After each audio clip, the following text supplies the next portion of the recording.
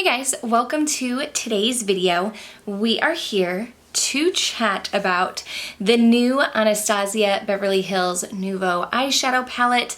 I'm sure by now you've heard about the palette. You've probably seen it. Videos have been going around, and I actually mentioned this in my most recent will I buy it video, and I said I wasn't going to get it. I said it didn't look interesting, and then I watched Heather, Angie, and Karen all talk about and use this palette, and Leah Janae. So I will have all of their videos down below, and I thought, you know what?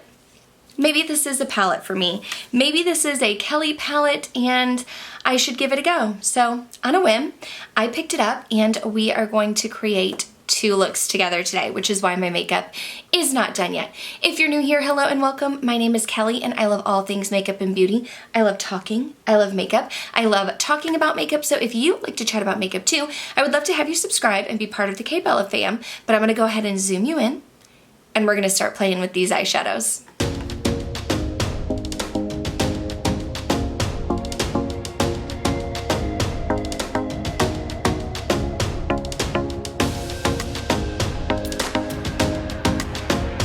Okay, so I went ahead and zoomed you in. I did already start by priming with my Fenty eye primer. It's the Pro Filter eyeshadow primer.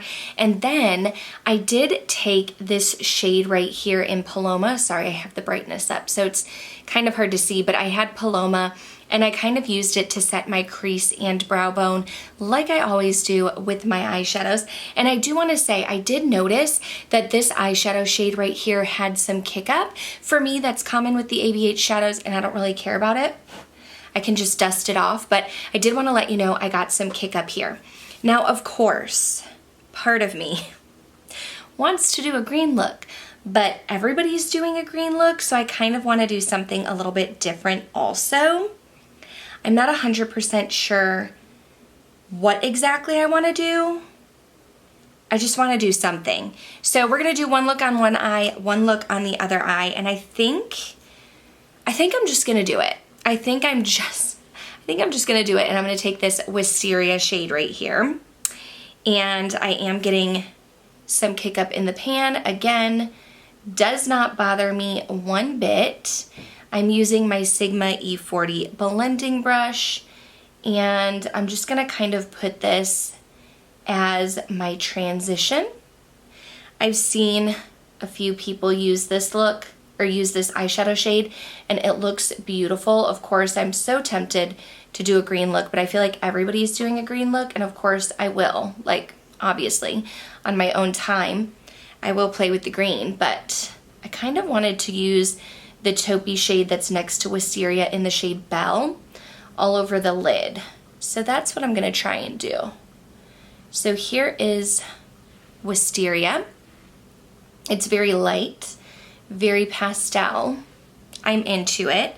And then I think what I'm going to do is take this olive shade in Liberty, and I'm going to use my favorite crease brush. It is, I need to wash my brushes, the BK202, this one right here. You can see it's more tapered, and dip into Liberty. And I'm gonna start by kind of pressing it in the outer part here, and then I'm gonna take it up into the crease.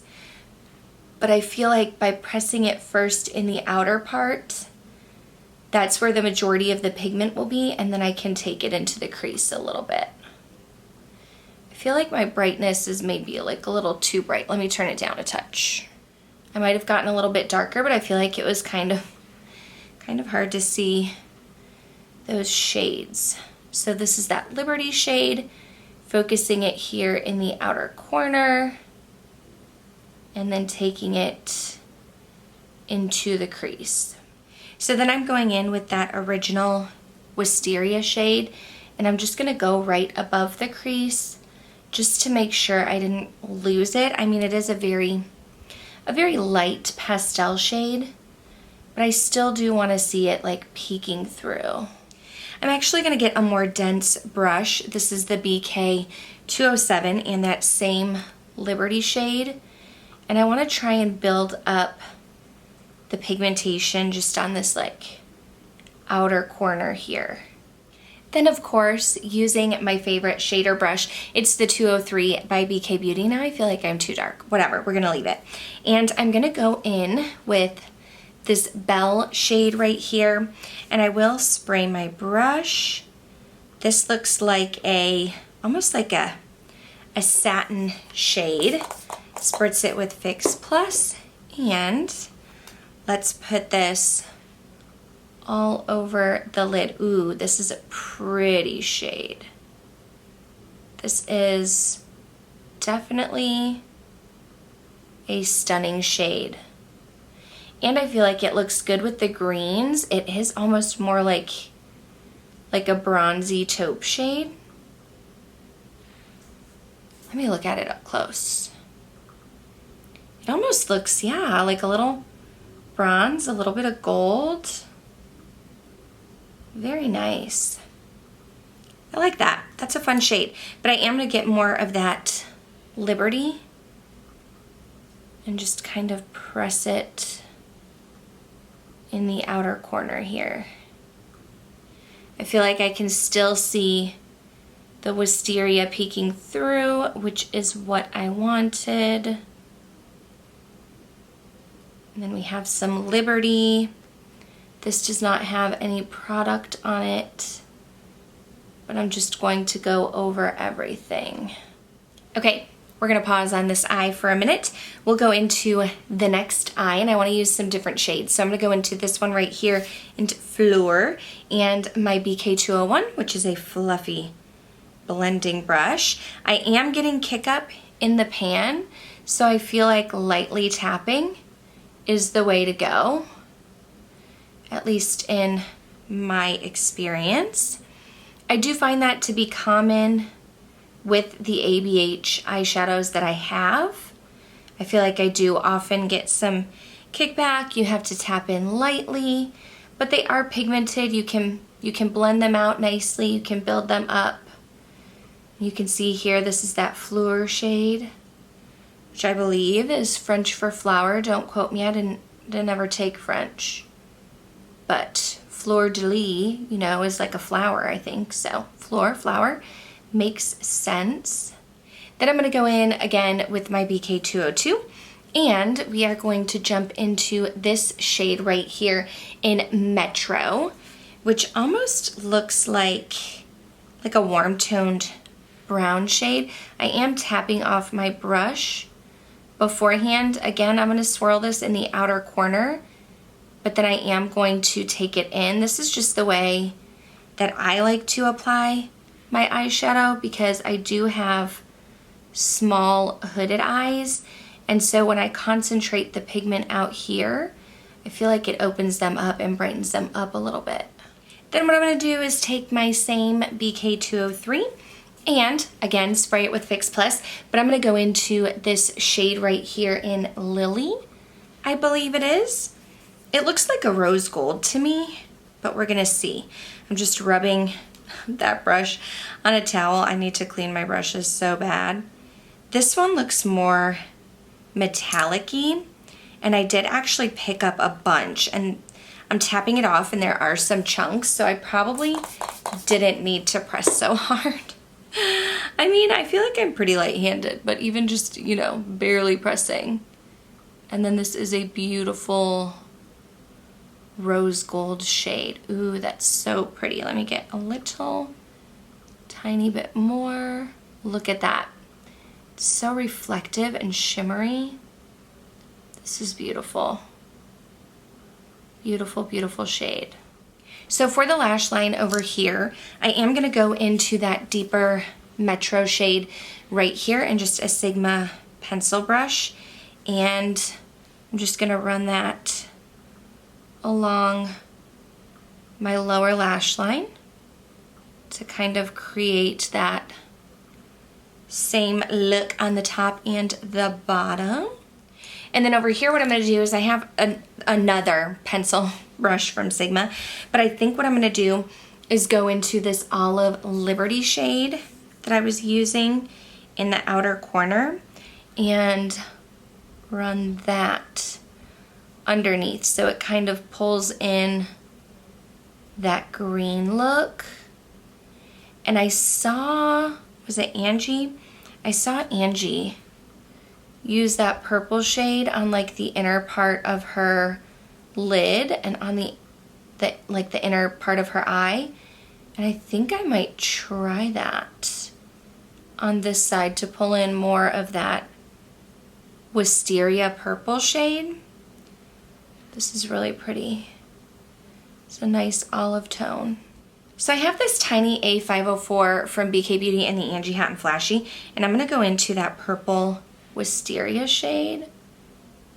And I think I'm just gonna try and like bring it right here on the inner part and kind of like take it around. Does that make me look sick? No, it's still very light. I think I'm gonna do that. And I actually, you know what I'm gonna do? The shade that I used for my highlighter, I think I'll top on top of this. I'll show you that in just a minute. Okay, so the lightest shimmer, I think, is this shade in Isle, but this might not be light enough for an inner corner. It's kind of more gold. We're gonna tap it on and then I'll show you how I'm gonna lighten it up with my highlighter. Okay, so the highlighter that I used today is from Ofra and Samantha March. It's her highlighter in Dream Chaser. And what I'm gonna do, if you've never seen it, it's this one right here, is I'm just gonna take it and like tap it on top of that gold. I did put that gold Isle down, but we're gonna tap it and that's gonna like lighten it up a bit. And then I'm gonna do the same thing, tap it on top of that wisteria shade. And I feel like you still have the purple, but it lightens up that inner corner just a touch. Okay, turn to the brightness back up a bit. I'm gonna go ahead and do mascara and pick a lip, and then I'll show you the finished look and we'll talk about the eyeshadow palette. Okay, so here we have the finished look. So I do have a tank top on. It's just black, so you can't see it. But here are the finished looks for my lips. I have the Juvia's Place lip liner in So Rare, and I topped it with Beach Babe by Tarte. I don't think you can get this anymore. But anyway, that's what's on my lips. So here we have one eye with the purples and that bell shade, a little bit of green, and then over here, just your basic like neutral rose gold. So let me tell you about this palette, okay? So first of all, I have to say, this is totally 100% a YouTube made me buy it. I said I wasn't interested in it. The color story didn't jump out to me. I used to be all about the ABH palettes. I had a ton of them. I currently still have Modern Renaissance and the Master Palette by Mario. This one didn't jump out at me, but then I started watching videos and I was like, you know what? I think I might be into it. I really think I might be into these shades because I really like the green kind of taupey shades, this gold, rose gold.